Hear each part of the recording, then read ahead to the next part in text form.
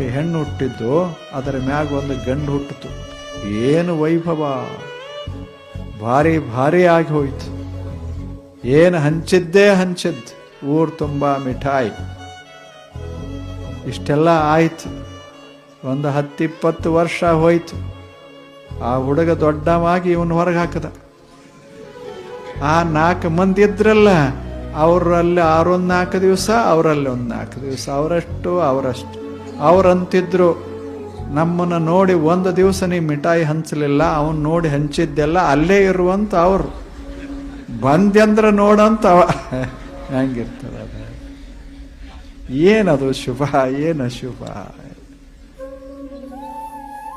ಜೀವನ ಅಂದ್ರೆ ಮಜಾ ಇರ್ತದ, ಸುಮ್ಮನೆ ಆನಂದ ಪಡೋದಷ್ಟು. ಗಂಡೇನು ಹೆಣ್ಣೇನು, ಬಲ ಏನು ಎಡ ಏನು, ದೊಡ್ಡದೇನು ಸಣ್ಣದೇನು, ಬರಿದೇನು ತುಂಬಿದ್ದೇನು, ಸುಮ್ಮನೆ ಇರೋದಷ್ಟು.